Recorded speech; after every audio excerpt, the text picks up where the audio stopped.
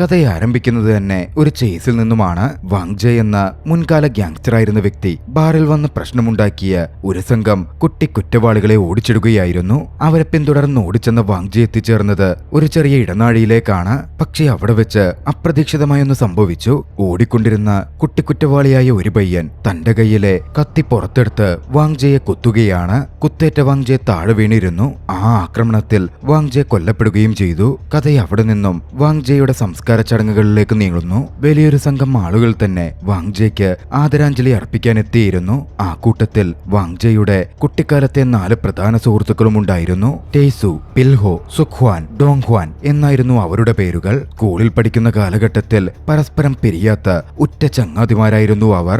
എന്തിനും ഏതിനും ഒന്നിച്ചു നിൽക്കുന്നവർ. ടേസു നിലവിൽ സോൾ പോലീസ് ഡിപ്പാർട്ട്മെന്റിലെ ഒരു ഡിറ്റക്റ്റീവാണ്. സുഖ്വാനാകട്ടെ ഒരു ഡെപ്റ്റ് കളക്ടറായി ജോലി നോക്കുകയാണ്, അതായത് കടപ്പണം പിരിവുകാരൻ.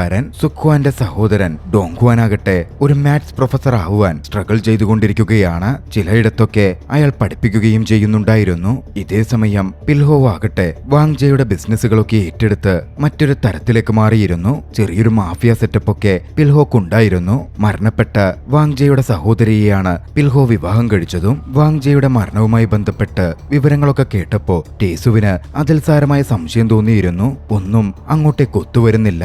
അതുകൊണ്ട് തന്നെ തിരികെ പോകുന്നതിന് മുമ്പ് വാങ് ജെയുടെ മരണത്തിന്റെ കാര്യം ഒന്ന് അന്വേഷിക്കാൻ ടേസു തീരുമാനിക്കുകയാണ്. വിവരങ്ങൾ പിൽഹോയോടൊന്ന് ചോദിച്ചറിയാൻ ആദ്യഘട്ടമെന്ന രീതിയിൽ എന്താ സംഭവിച്ചത് എന്ന് പിൽഹോയോട് ടേസു തിരക്കി. പിൽഹോ പറഞ്ഞു, കുറ്റവാളികളായ കുറച്ചുപേർ വാങ് ജെയുടെ ബാറിൽ മദ്യപിക്കാൻ വന്നിരുന്നു. അവരവിടെ പ്രശ്നമുണ്ടാക്കിയപ്പോ അവൻ അവരെ ഓടിച്ചിട്ടു. ഓടുന്ന വഴിയിൽ ഒരു ഇടവഴിയിൽ വെച്ച് അവരവനെ കുത്തുകയായിരുന്നു. പിൽഹോ അതൊക്കെ വിശദീകരിച്ച് പറഞ്ഞെങ്കിലും ടേസുവിന് ഒന്നും അങ്ങോട്ടേ കൊത്തുവരുന്നുണ്ടായിരുന്നില്ല. അതിലപ്പോഴും ചില സംശയങ്ങൾ ബാക്കി നിന്നു. അതിൽ കൂടുതൽ എന്തൊക്കെയോ ഉണ്ടാകാം. അല്ലാതെ ഒരു കാരണവുമില്ലാതെ കുട്ടികളായിട്ടുള്ളവർ അയാളെ അങ്ങനെ കുത്തിക്കൊല്ലാൻ മാത്രമുള്ള പക എന്തായിരിക്കും അതിനു പിന്നിൽ? ടേസു പല വഴിക്കും ആലോചിച്ചിരുന്നു. തിരികെ വീട്ടിലേക്ക് എത്തിയപ്പോ ടേസു തങ്ങളുടെ ഒരു പഴയ ഫോട്ടോഗ്രാഫ് കണ്ടു. സ്കൂൾ കാലയളവിലെടുത്ത എല്ലാ കൂട്ടുകാരും ഒന്നിച്ചുള്ള ഒരു ചിത്രം. അത് ഒരു സ്കൂൾ പിക്നിക്കിനെടുത്ത ചിത്രമായിരുന്നു. കൃത്യമായി പറഞ്ഞാൽ ഒരു സംഘം കുട്ടികളുമായി അവർ ഫൈറ്റ് ചെയ്യുന്നതിന്റെ മുമ്പെടുത്ത ചിത്രം.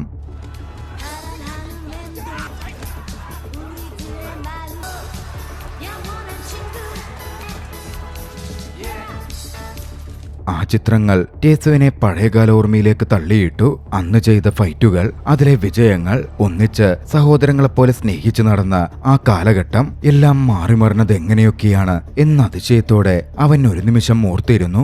ഇതേസമയം മറ്റൊരിടത്ത് പിൽഹോ നഗരത്തിലെ പവർഫുൾ വ്യക്തിയായ മിസ്റ്റർ ജോയുമായി ഒരു മീറ്റിംഗിന് പുറപ്പെടുകയായിരുന്നു. മിസ്റ്റർ ജോ സോളിലെ ഗവർണറാണ്. പിൽഹോ ഗവർണറെ മീറ്റ് ചെയ്തു.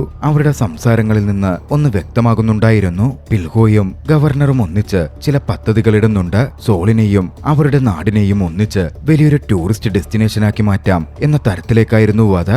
അതിന് പ്രധാനമായും ടൂറിസ്റ്റുകളെ ആകർഷിക്കാൻ അവർ കണ്ടെത്തുന്ന വഴി അവിടെ ചൂതുകളി കേന്ദ്രങ്ങൾ, വലിയ കസിനോകൾ ഒക്കെ നിർമ്മിക്കലാണ്. പക്ഷെ അവരുടെ ആ പദ്ധതിക്ക് ചെറിയ തുകയൊന്നും പോരാ. മാത്രമല്ല അവരുടെ പദ്ധതി വന്നാൽ നിരവധി സാധാരണക്കാരെ ബാധിക്കും. പക്ഷേ തന്റെ മാഫിയ പവർ ഉപയോഗിച്ച് പിൽഹോ ഇറങ്ങിക്കളിച്ചു. ജനങ്ങളെ ഭീഷണിപ്പെടുത്തിയും ഭയപ്പെടുത്തിയുമൊക്കെ അവരിൽ നിന്നും സ്ഥലവും മറ്റും പിൽഹോ വാങ്ങിയെടുത്തോണ്ടിരുന്നു.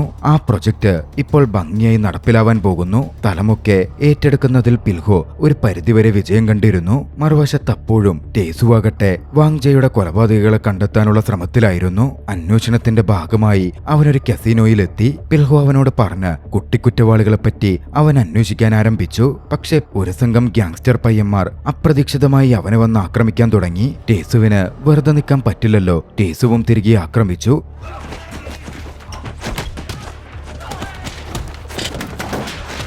കനത്ത ഫൈറ്റ് നടന്നു. അവരെയൊക്കെ ഒറ്റക്ക് നിന്ന് ഇടിച്ചിടാൻ ടേസുവിനായി. പക്ഷേ എന്നിരുന്നാലും വാങ് ജെയുടെ മരണവുമായി ബന്ധപ്പെട്ട് കൃത്യമായ ഇൻഫർമേഷൻ ഒന്നും അവരിൽ നിന്നും ടേസുവിന് കിട്ടിയിരുന്നുമില്ല. ഒരു രാത്രിയിൽ ടേസു വീണ്ടും കുറച്ച് ഗ്യാങ്സ്റ്റേഴ്സിന്റെ മുമ്പിലെത്തി. പക്ഷേ ഇത്തവണ ആ പഴയ ഗ്യാങ്സ്റ്റേഴ്സ് പ്രിപ്പയർഡ് ആയിരുന്നു. ടേസുവിനെ ആക്രമിക്കാൻ ഉറച്ചായിരുന്നു അവർ വന്നിരുന്നത്. അവരുടെയൊപ്പം മറ്റു നിരവധി ഗ്യാങ്സ്റ്റേഴ്സും ഉണ്ടായിരുന്നു. 4 വ്യത്യസ്ത ഗ്രൂപ്പുകളായ ഗ്യാങ്സ്റ്റർ സംഘങ്ങളായിരുന്നു ടേസുവിനെ ആക്രമിക്കാനെത്തിയത്.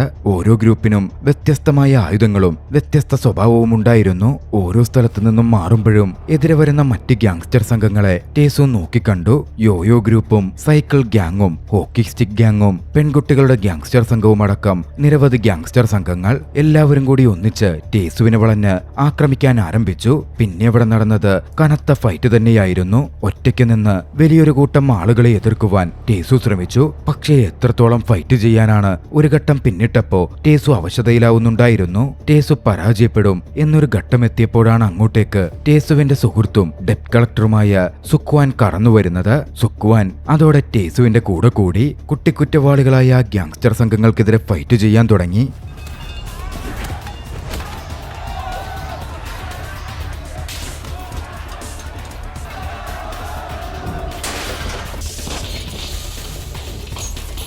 ഒരു ഘട്ടത്തിൽ അവിടെ നിന്ന് ഫൈറ്റ് ചെയ്യുന്നത് മണ്ടത്തരമാണ് എന്ന് തിരിച്ചറിഞ്ഞ് അവരിരുവരും ഓടി രക്ഷപ്പെട്ടു മാറുകയാണ്. കാറെടുത്തായിരുന്നു അവർ ഒടുവിൽ രക്ഷപ്പെട്ടത്. കാറിൽ പോകുമ്പോൾ സുക്വാൻ ടേസുവിനോട് പറഞ്ഞു, നഗരം ആകെ മാറിപ്പോയി. നിലവിൽ നഗരം ഗ്യാങ്സ്റ്റേഴ്സിനാൽ നിറഞ്ഞിരിക്കുകയാണ്. അവരാണിപ്പോ എല്ലാം നിയന്ത്രിക്കുന്നതും ഭരിക്കുന്നതും. അന്ന് ടേസുവും സുക്വാനും ഒരുപാട് സംസാരിച്ചു. വാങ്ജയുടെ മരണത്തിന്റെ യഥാർത്ഥ സത്യം കൊണ്ടുവരാൻ സുക്വാനും താല്പര്യമുണ്ടായിരുന്നു. ടേസുവിനൊപ്പം ചേർന്ന് വർക്ക് ചെയ്യാൻ സുക്വാൻ തീരുമാനിച്ചു. ആ സമയത്ത് ടേസു ഒരു കാര്യം വ്യക്തമാക്കി. അതുവരെയുള്ള തന്റെ അന്വേഷണവും താൻ മനസ്സിലാക്കിയ കാര്യങ്ങളുമൊക്കെയായിരുന്നു അത്. വാങ്ജയുടെ മരണത്തിന് പിന്നിൽ എന്തൊക്കെയോ കാര്യങ്ങളുണ്ട്. വെറുതെ ഏതെങ്കിലും പയ്യന്മാർ വന്ന് അവനെ കൊന്നതല്ല. ഒക്കെ കേട്ടതും സുക്വാൻ പറഞ്ഞു, നമുക്ക് എങ്കിലൊരു പണി ചെയ്യാം. അങ്ങനൊരു സംഘമാണ് വാങ്ജയെ വകവരുത്തിയതെങ്കിൽ ഓരോ ഗ്യാങ്സ്റ്റർ സംഘങ്ങളുടെയും നേതാക്കന്മാരെ കണ്ട് അവരിൽ നിന്നും എന്തെങ്കിലും വിവരം കിട്ടുമോ എന്നറിയാൻ നമുക്ക് ശ്രമിക്കാം. ഈ ദുരൂഹതയുടെ അടിത്തറയിലേക്ക് എത്താൻ അങ്ങനെ മാത്രമേ സാധിക്കുള്ളൂ. അവരെങ്ങനെ ഓരോ ഗ്യാങ് ലീഡേഴ്സിനെയും കണ്ട് വിവരങ്ങൾ അന്വേഷിക്കാൻ തുടങ്ങി. അതൊട്ടും എളുപ്പമായിരുന്നില്ല. എന്നിരുന്നാൽ തന്നെയും ഓരോരുത്തരിൽ നിന്നും ഓരോരുത്തരിലേക്ക് മാറി മാറി അവർ വിവരങ്ങൾ അറിയാൻ ശ്രമിച്ചു. ആ അന്വേഷണത്തിൽ ചില ഞെട്ടിക്കുന്ന വിവരങ്ങൾ അവരെ തേടി എത്തുകയാണ്. വാങ്ജയുടെ മരണം അങ്ങനെ ഒരു സാധാരണ മരണമായിരുന്നില്ല. പ്ലാൻ ചെയ്തുള്ള കൃത്യമായ കൊലപാതകമായിരുന്നു. ബാറിൽ പ്രശ്നമുണ്ടാക്കുന്നതിന് മുമ്പേ തന്നെ അത് പ്ലാൻ ചെയ്യപ്പെട്ടിരുന്നതാണ്. പെൺകുട്ടികളുടെ ഗ്യാങ്സ്റ്റർ സംഘത്തിലെ ലീഡറെ പിടിച്ച് അവർ ചോദ്യം ചെയ്തു. അവളൊടുവിൽ തനിക്കറിയാവുന്ന കാര്യങ്ങൾ പറഞ്ഞു. സുക്വാന്റെ സഹോദരൻ, അതായത് മാത്സ് പ്രൊഫസർ ആവാൻ കഷ്ടപ്പെടുന്ന മാത്സ് പഠിപ്പിക്കുന്ന ആ വ്യക്തിക്ക് വാങ്ജിയുടെ മരണത്തിൽ എന്തോ ബന്ധമുണ്ടെന്നായിരുന്നു അത്. ആ വിവരം സുക്വാനെയും ടേസുവിനെയും ഒന്ന് ഞെട്ടിക്കുന്നതായിരുന്നു. ഡോങ്ഹ്വാനെ കാണുവാൻ അവരിരുവരും ഉടൻ ഡോങ്ഹ്വാൻ പഠിപ്പിക്കുന്നിടത്തേക്ക് ചെന്നു. ക്ലാസ് കഴിയുകയായിരുന്നു. ദേഷ്യം കൊണ്ട് വിറച്ചിരുന്ന സുക്വാൻ ആകട്ടെ തന്റെ ചേട്ടനെന്ന് പോലും ചിന്തിക്കാതെ ഡോങ്ഹ്വാനെ കടന്നാക്രമിച്ചു. സത്യങ്ങൾ പറയാൻ ആവശ്യപ്പെട്ടു. ഏറെ പ്രഷറിലായ ഡോങ്ഹ്വാൻ സത്യങ്ങൾ പറയാൻ തുടങ്ങി. പിൽഹോ വലിയൊരു ചൂതുകളി കേന്ദ്രവും സാമ്രാജ്യവും പടുത്തുയർത്താൻ ശ്രമിക്കുന്നുണ്ടായിരുന്നു. അതിന് താൻ സപ്പോർട്ട് ചെയ്തിരുന്നു. ഒക്കത്തിനും കൂടെ നിന്നാൽ അമ്മയ്ക്ക് അവൻ തുടങ്ങുന്ന കസിനോയുടെ അകത്ത് ഒരു ഷോപ്പ് കൊടുക്കാമെന്ന് പിൽഹോ വാഗ്ദാനം ചെയ്തിരുന്നു. മാർക്കറ്റിൽ വർഷങ്ങളായി ജോലി ചെയ്ത് കഷ്ടപ്പെടുന്ന അമ്മയ്ക്ക് അങ്ങനെ ഒരു അവസരം കിട്ടിയാൽ നന്നാവും എന്ന് ഡോങ്ഹ്വാൻ കരുതി. അതുകൊണ്ടായിരുന്നു ഡോങ്ഹ്വാൻ സഹായത്തിന് പിൽഹോയുടെ കൂടെ നിന്നത്. പക്ഷേ പിൽഹോ വാക്ക് പാലിച്ചതേയില്ല. അതോടെ എല്ലാം അറിയാവുന്ന ഡോങ്ഹ്വാന് കുറ്റബോധം മാത്രമായിരുന്നു ബാക്കിയായത്. ഡോങ്ഹ്വാൻ പിന്നാലെ തനിക്കറിയാവുന്ന യഥാർത്ഥ സത്യങ്ങളങ്ങ് വെളിപ്പെടുത്തി. വാങ്ജയുടെ മരണത്തിന് പിന്നിൽ പ്രവർത്തിച്ചത് പിൽഹോ തന്നെയാണ്. ജനങ്ങളെ ഉപദ്രവിച്ച് പിൽഹോ അങ്ങനെ ഒരു ചൂതാട്ട കേന്ദ്രം കെട്ടിപ്പടുക്കുന്നതിലും മറ്റും വാങ്ജയ്ക്ക് എതിർപ്പായിരുന്നു. വാങ്ജയെ എതിർത്ത് നിന്നപ്പോൾ പിൽഹോ വാങ്ജയെ കണക്കുകൂട്ടി പ്ലാൻ ചെയ്ത് വകവരുത്തുകയായിരുന്നു ചെയ്തത്. അത് മാത്രമല്ല, ടേസുവിനെയും സുക്വാനെയും ആക്രമിച്ച ഗ്യാങ്സ്റ്റർ സംഘങ്ങളുണ്ടല്ലോ, അവരെ അയച്ചതും അവൻ തന്നെയാണ്. തനിക്കെതിരെ അന്വേഷണം വരാതിരിക്കാൻ വേണ്ടിയായിരുന്നു അത്. പക്ഷേ ആ വിവരങ്ങളൊക്കെ സത്യമാണോ, എന്താണ് ശരിക്കും നടന്നത് എന്നവർക്കറിയണമായിരുന്നു. തങ്ങളുടെ അന്വേഷണം അവസാനിപ്പിക്കാൻ ടേസുവും സുക്വാനും ഒരുക്കമായില്ല. പിൽഹോയുടെ ബിസിനസ് അസോസിയേറ്റായ ഒരുത്തനെ അവർ കൈയോടെ പൊക്കി. അവനെ ചോദ്യം ചെയ്തു. ഒരു ഘട്ടത്തിൽ തനിക്കറിയാവുന്ന വിവരങ്ങൾ അവൻ തുറന്നു പറയുകയാണ്. പിൽഹോയുടെ ചൂതാട്ട കേന്ദ്രം പദ്ധതിക്ക് വാങ്ജെ എപ്പോഴും എതിർപ്പായിരുന്നു. അതവിടെ സംഭവിച്ചാൽ അവിടുത്തെ സാധാരണക്കാരായ ജനങ്ങളുടെ ജീവിതം കുറേയേറെ ദുസ്സഹമാകുമെന്നും അവർക്ക് കിടപ്പാടം വരെ നഷ്ടപ്പെടും, പ്രശ്നങ്ങൾ അധികരിക്കും എന്നൊക്കെ വാങ്ജെ പിൽഹോയോട് പറഞ്ഞിരുന്നു. ഒരിക്കൽ അതിന്റെ പേരിൽ അവർ തമ്മിൽ വാക്കുതർക്കവും തമ്മിത്തല്ലുമായി. പബ്ലിക്കായി തന്നെ അവരിരുവരും ഫൈറ്റ് ചെയ്തു. ഏറെ കരുത്തുറ്റ ഫൈറ്ററായ വാങ്ജെ പിൽഹോയെ അന്ന് അടിച്ചിട്ടു.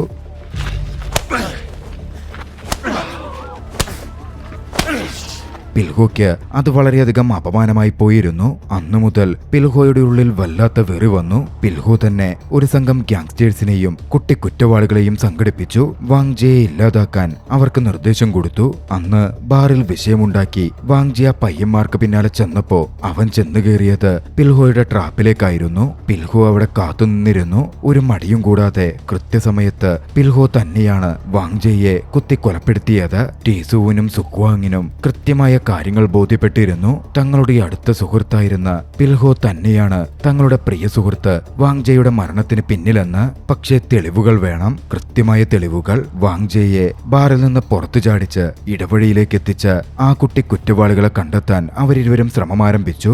അവരെ കിട്ടിയാൽ അവരെ ഉപയോഗിച്ച് പിൽഹോയെ കൊണ്ട് കുറ്റകൃത്യങ്ങൾ ഏറ്റുപറയിപ്പിക്കാനും നിയമപ്രകാരം ശിക്ഷ വാങ്ങി കൊടുക്കാനുമായിരുന്നു ടേസുവും സുക്വാനും പദ്ധതിയിട്ടിരുന്നത്. ടേസു പിന്നാലെ മീറാനിനെ കാണാൻ പോയി. മീറാൻ വാങ് ജിയുടെ ഭാര്യയായിരുന്നു. ഭാരമേറിയ മനസ്സോടെ ടേസു എല്ലാ കാര്യങ്ങളും മീറാനോട് വിശദീകരിച്ചു പറഞ്ഞു, തങ്ങൾ കണ്ടെത്തിയ ഞെട്ടിക്കുന്ന കാര്യങ്ങൾ.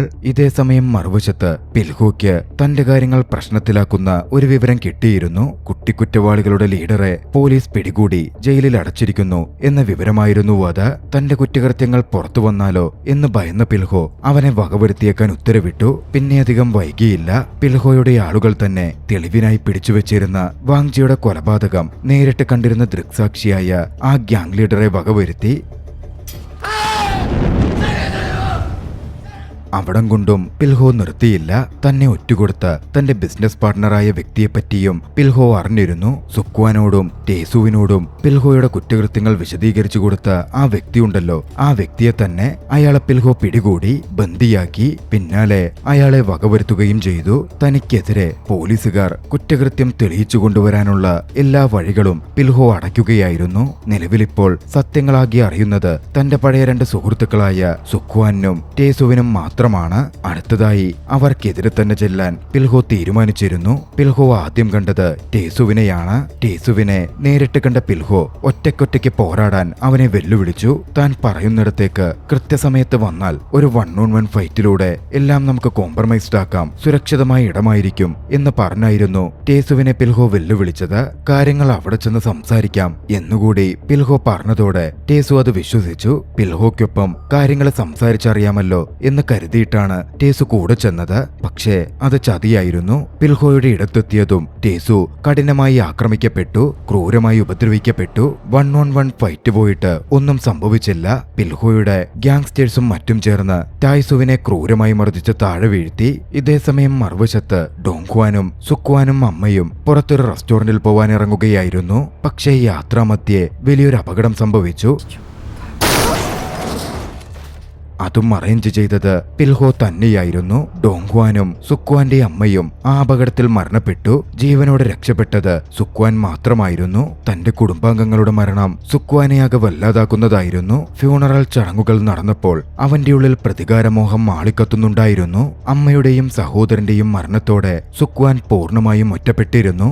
ഫ്യൂണറൽ ചടങ്ങുകളുടെ അവസാനത്തിൽ സ്മൃതിമണ്ഡപത്തിൽ നിന്നും സുക്വാൻ പുറത്തേക്കിറങ്ങി വന്നു. ആ സമയം പുറത്ത് പിൽഹോയുടെ ആളുകളുടെ അടുത്തു നിന്നും മർദ്ദനമേറ്റെങ്കിലും രക്ഷപ്പെട്ട് പരിക്കൊക്കെ സുഖപ്പെട്ടു വന്നു നിന്നിരുന്ന ടേസുവിനെ അവൻ നോക്കിക്കണ്ടു. ആ സമയം അവിടെ വാങ് ജിയുടെ ഭാര്യയായിരുന്ന മീറയും ഉണ്ടായിരുന്നു. മീറാൻ അവരോട് താൻ അറിഞ്ഞൊരു വിവരം പറഞ്ഞു. അന്ന് ചൂതുകളി സാമ്രാജ്യം പടുത്തുയർക്കാൻ പോകുന്ന പിൽഹോയും മറ്റ് പലരും ബിസിനസ് മാഗ്നറ്റുകളും ഒക്കെ ചേർന്ന് വലിയൊരു പാർട്ടി നടത്തുന്നുണ്ട് എന്നായിരുന്നു അത്. പിന്നെ വൈകിയില്ല. എല്ലാത്തിനും മദ്യം കുറിക്കാൻ ടേസുവും സുക്വാനും തീരുമാനിച്ചു കഴിഞ്ഞിരുന്നു. മീറാൻ പറഞ്ഞതിന് പ്രകാരമുള്ള മീറ്റിംഗ് ലൊക്കേഷനിലേക്ക് അവരിരുവരും പുറപ്പെട്ടു. പിൽഹോയുടെ ആളുകളിൽ നിന്നായിരുന്നു മീറാൻ ആ വിവരം അറിഞ്ഞത്. അവരിരുവരും ആ കെട്ടിടം ലക്ഷ്യമാക്കി മുമ്പോട്ട് നടന്നു. കയ്യിൽ ആയുധങ്ങളുമായി അവർ അകത്തേക്ക് കയറി ചെന്നപ്പോഴോ അവിടെ മുഴുവൻ ഗുണ്ടകളാൽ നിറഞ്ഞിരിക്കുകയായിരുന്നു. മൊത്തം ഗ്യാങ്സ്റ്റർ മെമ്പേഴ്സ്. പിന്നെ പറയണ്ടല്ലോ, അതിശക്തമായ ഒരു പോരാട്ടം ആരംഭിക്കുകയാണ്. രണ്ടുപേരും 50ഓളം വരുന്ന ഗ്യാങ്സ്റ്റർ സംഘവും തമ്മിലുള്ള വലിയൊരു പോരാട്ടം.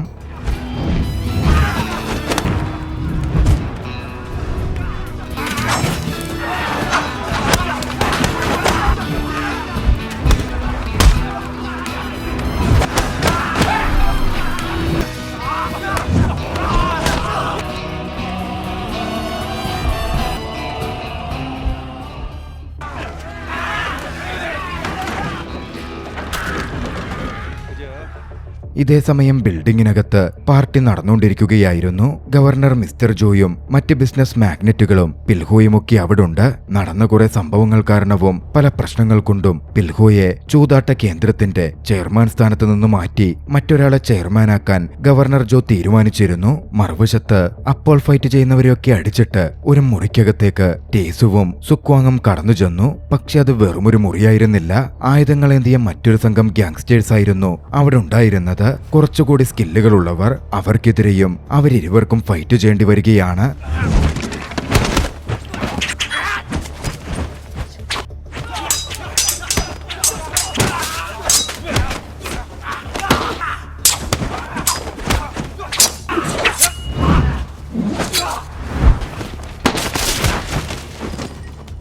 ഏറ്റവും ഒടുവിൽ പരിക്കുകളോടെയാണെങ്കിലും അവരിരുവരും തന്നെ വിജയിച്ചു. ഇതേസമയം മീറ്റിംഗ് റൂമിൽ മറ്റു ചില കാര്യങ്ങൾ അരങ്ങേറുകയായിരുന്നു. ഗവർണർ ജോ തന്നെ മാറ്റിയത് പിൽഹോക്ക് ഇഷ്ടപ്പെട്ടിരുന്നില്ല. ഗവർണറെ പിടിച്ചു വലിച്ച് മുമ്പോട്ടിട്ട പിൽഹോ എല്ലാവരുടെയും മുമ്പിൽ വെച്ച് വകവരുത്തി. അതോടെ അവിടുണ്ടായിരുന്ന ബിസിനസ് മാഗ്നറ്റുകളടക്കം ഏവരും ഭയന്ന് എഴുന്നേറ്റ് പോയിരുന്നു. പിന്നാലെ ചെയർമാൻ സ്ഥാനത്ത് പിൽഹോ ചെന്നിരുന്നു. ഒരു ഭ്രാന്തനെ പോലെ ടേസുവും സുക്വാങ്ങും മുന്നോട്ട് കയറി വന്നു. അവർക്കിനി ഫൈറ്റ് ചെയ്യാൻ അവശേഷിച്ചത് പിൽഹോയുടെ വലങ്കയ്യായിട്ടുള്ള ഏറ്റവും ശക്തരായ ഫൈറ്റേഴ്സുമായിട്ടായിരുന്നു. Professional assassins ആയിട്ടുള്ളവർ. അവിടെയും ശക്തമായ പോരാട്ടം നടന്നു. പക്ഷേ പിടിച്ചു നിൽക്കൽ അത്ര എളുപ്പമായിരുന്നില്ല. അത്രമേൽ സ്കില്ലുള്ളവരാണല്ലോ എതിരാളികൾ. ടേസുവിനും സുക്വാങ്ങിനും നല്ല ഇടി തന്നെ കിട്ടുന്നുണ്ട്. പിൽഹോ ഇതൊക്കെ കണ്ട് ആസ്വദിച്ചു നിൽക്കുകയാണ്. പക്ഷേ എന്നിരുന്നാലും ഉള്ള കരുത്തൊക്കെ വീണ്ടെടുത്ത് അവർക്കെതിരെ ഫൈറ്റ് ചെയ്ത് അവരിരുവരും ചേർന്ന് അവരെയും വകവരുത്തി. ഈ സമയം പിൽഹോ കടന്നു വന്നിരുന്നു. പിൽഹോ സുക്വാന്റെ ശരീരത്തിലേക്ക് കുത്തിയിറക്കാൻ ശ്രമിച്ചു. സുക്വാൻ കൈകൊണ്ട് പിടിച്ച് അത് തടഞ്ഞു. സുക്വാനെ രക്ഷപ്പെടുത്താൻ ഒരു തുണി ഉപയോഗിച്ച് തായ്സു അടിച്ചതും കത്തി വലിച്ചുകൊണ്ട് പിൽഹോ തിരിഞ്ഞു. സുക്വാന്റെ വിരലുകൾ അതോടെ അറ്റുവീണിരുന്നു. നേരെ തിരിഞ്ഞ പിൽഹോ അവശതയിലായിരുന്ന ടേസുവിന്റെ വയറ്റിലേക്ക് ആ കത്തി കുത്തിയിറക്കി. അതോടെ ടേസു ഒന്നുറപ്പിച്ചിരുന്നു, മരിക്കുകയാണെങ്കിൽ ഇവനെയും കൊന്നിട്ടേ താൻ മരിക്കൂവെന്ന്. ടേസു പിൽഹോയെ പലതും പറഞ്ഞ് ശ്രദ്ധ തെറ്റിക്കാൻ തുടങ്ങി. ഈ അവസരം മുതലെടുത്ത് പിന്നിലുണ്ടായിരുന്ന സുക്വാങ് ആകട്ടെ അവിടെ കിടന്നിരുന്നൊരു കറ്റാനയെടുത്ത് പിൽഹോയുടെ നെഞ്ചത്തോടെ കുത്തിയിറക്കി. പിൽഹോ കൊല്ലപ്പെട്ടു. മാരകമായ പരിക്കേറ്റിരുന്ന ടേസുവും മരണപ്പെട്ടിരുന്നു. ആകെ ബാക്കിയായത് സുക്വാങ് മാത്രമായിരുന്നു. കൈവിരലുകൾ അറ്റ് അവശതയിൽ സുക്വാൻ അവിടെ വാളും കുത്തി നിന്നു. ആ ഒരു സമയം കഥ ഫ്ലാഷ് ബാക്കിലേക്ക് പോവുകയാണ്. അന്ന് പിക്നിക്കിൽ ഫൈറ്റ് ചെയ്ത് കൂട്ടുകാരായിരുന്ന അവരൊക്കെ തിരിച്ചു വരുന്ന സമയം സുക്വാൻ പറഞ്ഞു, ഈ ഫൈറ്റിൽ നമ്മൾ വിജയിച്ചിട്ടില്ല.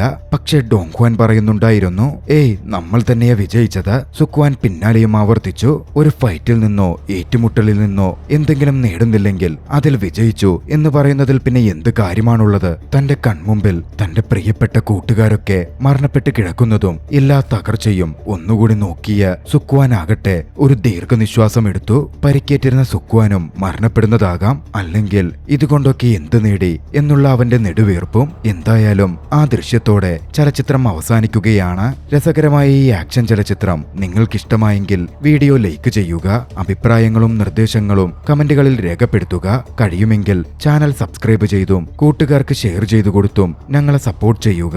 അടുത്ത എപ്പിസോഡിൽ മറ്റൊരു മികച്ച ചലച്ചിത്രവുമായി നമുക്ക് കണ്ടുമുട്ടാം. അതുവരെ ബൈ.